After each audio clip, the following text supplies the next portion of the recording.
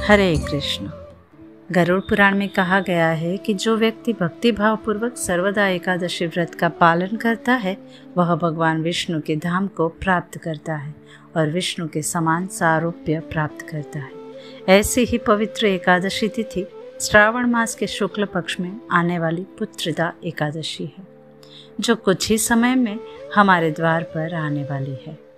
तो चलिए इस पुत्रदा एकादशी की महिमा मंडित करने वाली पौराणिक कथा का श्रवण करते हैं। एक समय पांडवों में ज्येष्ठ युधिष्ठिर महाराज ने परम भगवान श्री कृष्ण से पूछा, हे मधुसूदन, श्रावण मास के शुक्ल पक्ष में कौन सी एकादशी तिथि आती है और उसका महात्म्य क्या है?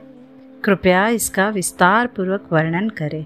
युधिष्ठिर महाराज की जिज्ञासा को संतुष्ट करने हेतु भगवान श्री कृष्ण ने कहा, हे राजन, श्रावण मास के शुक्ल पक्ष में आने वाली एकादशी को पुत्रदा एकादशी के नाम से जाना जाता है। इस एकादशी का महात्म्य दर्शाती हुई एक सुंदर पौराणिक कथा का मैं आपके समक्ष वर्णन करता हूँ। ध्यान पूर्वक सुनिए। समय था द्वापर युग का प्रारंभ और स्थान था माहिष्मतिपुरी।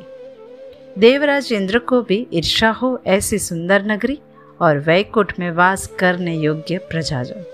संपूर्ण राज्य में सुख, समृद्धि और शांति का साम्राज्य था और प्रजा को अपनी संतान की तरह संभालने वाले राजा महिजीत। राजा के जीवन में यदि बाहर से देखा जाए तो कोई दुख या तकलीफ देखने को ना मिले। यदि उनके मन के अंदर झांक कर देखे तो इतने सौभाग्यशाली राजा स्वयं को सबसे बड़ा दुर्भाग्यशाली मानते थे और इसका एकमात्र कारण था पुत्रहीन जीवन। जी हाँ, निसंतान होने का दुख केवल वही समझ सकता है जो इस पीड़ा से गुजर रहा हो। चारों ओर फैली हुई कीर्ति पताका के बीच में राजा के मन का एक कोना इस कारण से सदैव शोक में डूबा रहता था। और क्यों ना हो, बहते हुए समय के साथ उम्र अपना कार्य कर ही रही थी और उनके बाद इस राज्य को संभालने वाला राजकुल दीपक अभी प्रज्वलित नहीं हुआ था। आखिर एक दिन उन्होंने अपने राज दरबार में सभी विद्वान ब्राह्मणों और मंत्रियों को आमंत्रित किया। उन सभी को संबोधन करते हुए राजा ने कहा, हे विद्वान जनों, मैंने अपने वर्तमान जन्म में कभी कोई अधर्म का आचरण नहीं किया। मेरे राजकोष में नैतिक लक्ष्मी का वास है। न मैंने कभी ब्राह्मणों और देवताओं की अर्पित संपत्ति हड़पने का प्रयास किया है और ना ही अनैतिक रूप से प्रजा का शोषण किया है। फिर ऐसा क्या कारण है जो आज भी मेरा घर निसंतान है? कृपया मुझे इसका कोई समाधान बताइए। राजा की बात सुनकर सभी विद्वान और ब्राह्मणों ने आपस में चर्चा की। अनेक शास्त्र भी छान मारे, लेकिन कुछ समझ नहीं आ रहा था। अंत में उन्होंने निश्चय किया कि अब वे नगर के बाहर जंगल में जाएंगे, जहां अनेक ऋषि अपने भिन्न भिन्न आश्रमों में तपस्या कर रहे थे। जंगल में चलते हुए उन्हें एक महान ऋषि का आश्रम मिला, जो ऋषि के तेज से कांतिमान था, और ये आश्रम था महान ऋषि लोमस का, जिनकी आयु के विषय में अंदाजा लगाना मुश्किल है। और ऐसा इसीलिए है क्योंकि लोमस ऋषि को मिले हुए वरदान अनुसार वे तब तक इस पृथ्वी पर रहेंगे जब तक उनके शरीर के सारे बाल नहीं गिर जाते, और उनके शरीर का एक बाल ब्रह्मा जी के 12 घंटे बाद यानी 4 अरब 320 करोड़ वर्ष बाद गिरता था। और आश्चर्य की बात यह है कि लोमस ऋषि के शरीर पर अत्यधिक मात्रा में केश राशि विद्यमान थी।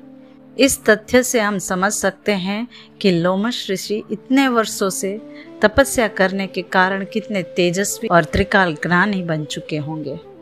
ऋषि को देखकर राजा के विद्वान जनों की मंडली ने उन्हें प्रणाम किया। ऋषि लोमस ने उन्हें आशीर्वाद देते हुए उनके आगमन का कारण पूछा। इसके उत्तर में विद्वान जनों ने राजा की व्यथा की गुत्थी को ऋषि लोमस समक्ष रख दिया। उनकी बात सुनकर ऋषि लोमस 2 घड़ी तक ध्यान मग्न हो गए। तत्पश्चात आंखें खोलकर ऋषि ने कहा, आपके राजा अत्यंत धर्मपरायण है, लेकिन पूर्व जन्म में किया गया एक अपराध उन्हें इस जन्म में पीड़ा दे रहा है। ऋषि के वचन सुनकर विद्वान जनों ने जिज्ञासावश पूछा, हे ऋषिवर, ऐसा क्या अपराध किया था राजा ने? इस पर ऋषि ने कहा, आपके राजा पूर्व जन्म में एक व्यापारी थे।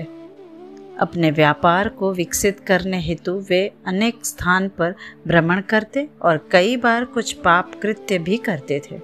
एक दिन वे अपने सामान को बेचने के लिए एक गांव से दूसरे नगर की यात्रा कर रहे थे।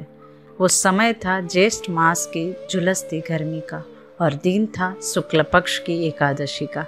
अब गर्मी में प्यास के मारे उनके प्राण सूख रहे थे। ऐसे में उन्हें एक सुंदर जलाशय दिखा। वहां जाकर जल पीने का विचार किया। इतने में ही वहां बछड़े के साथ एक गौ भी आ पहुंची। वह प्यास से व्याकुल और ताप से पीड़ित थी, अतः वह जलाशय में जाकर जल पीने लगी।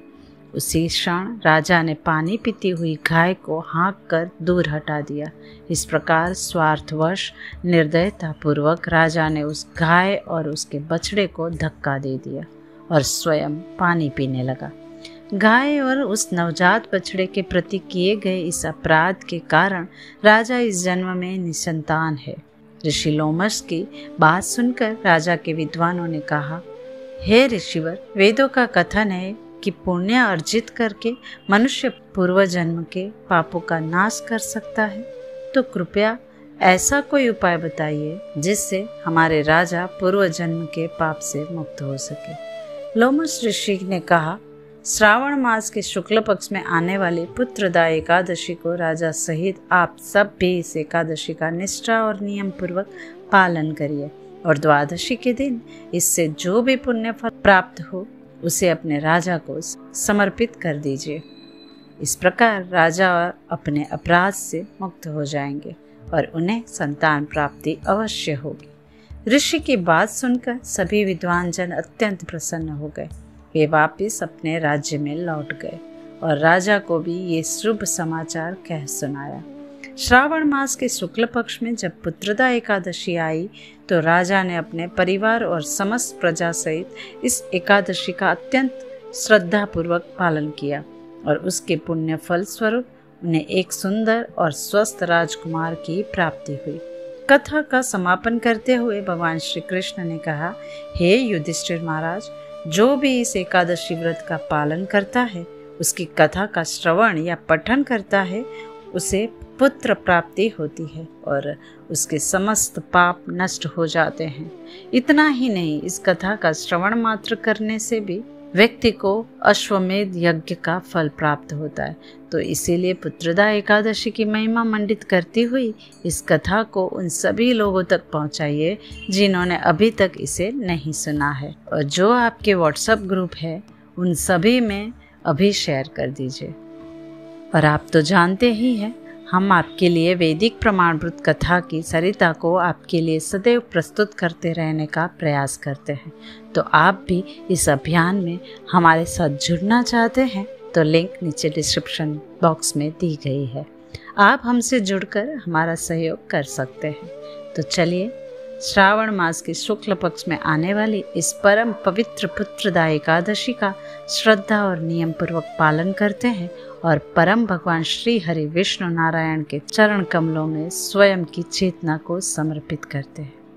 जय श्री लक्ष्मी नारायण।